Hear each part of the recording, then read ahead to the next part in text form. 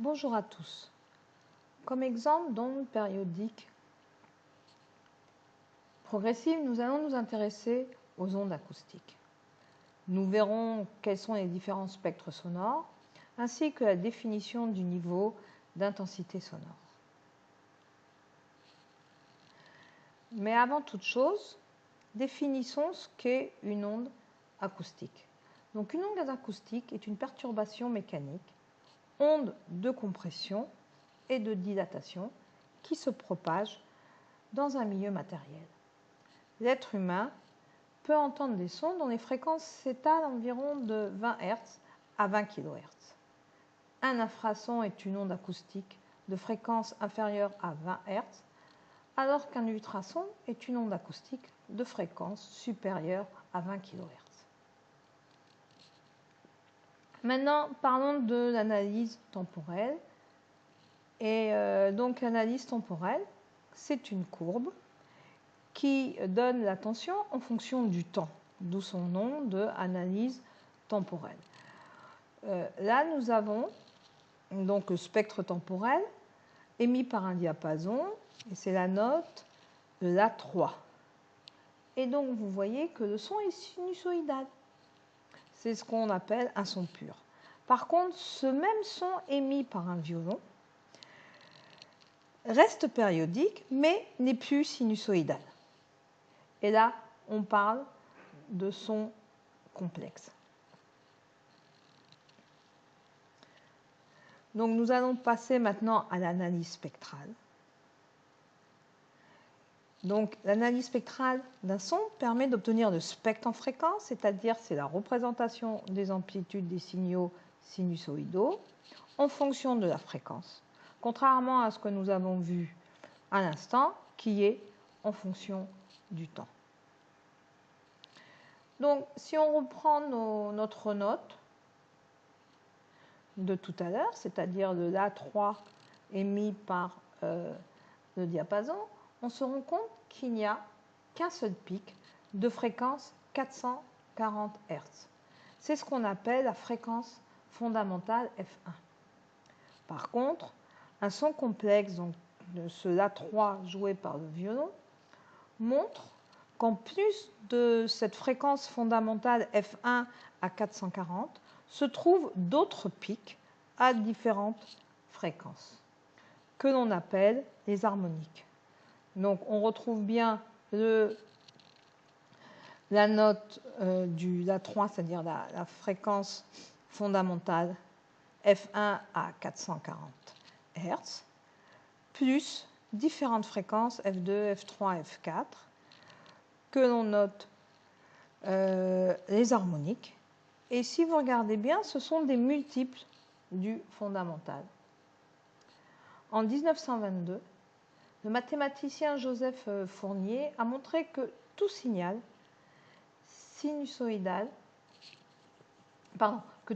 périodique de fréquence F1 peut être décomposé en somme de signaux sinusoïdaux de fréquence Fn, toutes multiples de F1.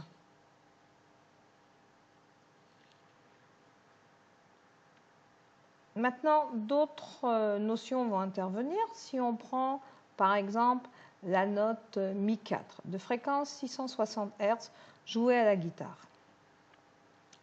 et la même note jouée à la flûte, on se rend compte que cette note est perçue différemment par notre oreille, bien qu'ils aient la même fréquence fondamentale, que l'on va noter la hauteur du son. Donc cette fréquence fondamentale, F1 est à 660 Hz. Par contre, on voit qu'on a des harmoniques différents. Et là, c'est ce qu'on va nommer le timbre d'un son. Et ce timbre est lié au nombre et à l'amplitude relative des harmoniques, d'où les sons perçus différemment. Nous allons introduire une nouvelle notion, comme je vous ai dit tout à l'heure, le niveau d'intensité sonore I. Donc, l'oreille humaine perçoit des sons dont les fréquences, comme je vous ai dit, sont comprises entre 20 Hz et 20 kHz. L'intensité sonore caractérise la puissance énergétique reçue par l'oreille et s'exprime en watts par mètre carré. Pour l'oreille humaine, un son est perceptible si l'intensité sonore est comprise entre 10 puissance moins 12 watts par mètre carré, là c'est le seuil d'audibilité, et 25 watts par mètre carré, et là c'est le seuil de la douleur. Or, cette sensation physiologique n'est pas proportionnelle à cette intensité sonore. En effet, lorsque l'on assiste à un concert, les intensités sonores dues à chaque instrument s'ajoutent, mais le son ne paraît pas proportionnellement plus fort.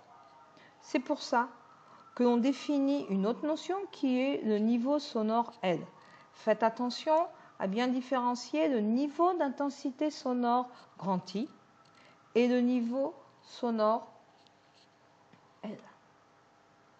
Donc, ce niveau sonore L est défini par L égale 10 fois log, entre parenthèses, de I sur I0.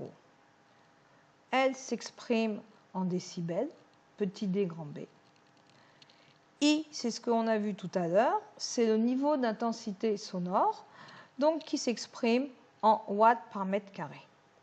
I0, c'est un niveau d'intensité sonore de référence qui correspond au seuil d'audibilité moyenne de l'oreille humaine, soit 10 puissance moins 12 watts par mètre carré.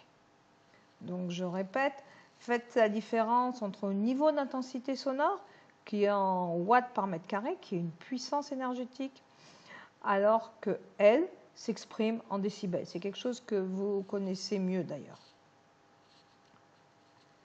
Passons au défi maintenant. Donc, soit deux bassistes jouant à la même intensité sonore. La question est quelle est la variation du niveau sonore reçu par l'oreille si un seul bassiste jouait juste précédemment toujours à la même intensité. En gros, je veux savoir combien de décibels sortiraient si on n'avait qu'un seul instrument.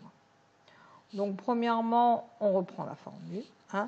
L égale 10 fois log de I sur I0.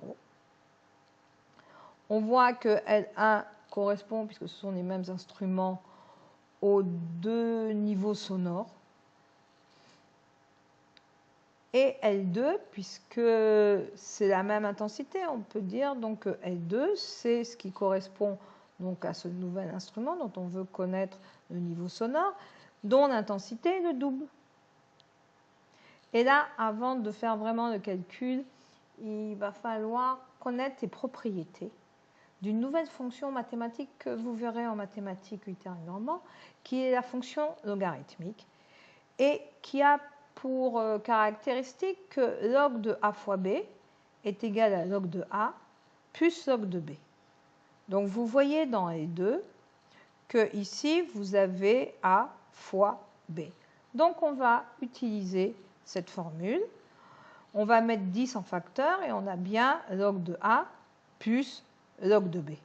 Si on développe tout ça, on se retrouve avec L2 est égal à 10 log de 2 plus 10 fois log de I sur I0. Et on vient de voir que log de I sur I0, c'est égal à L1.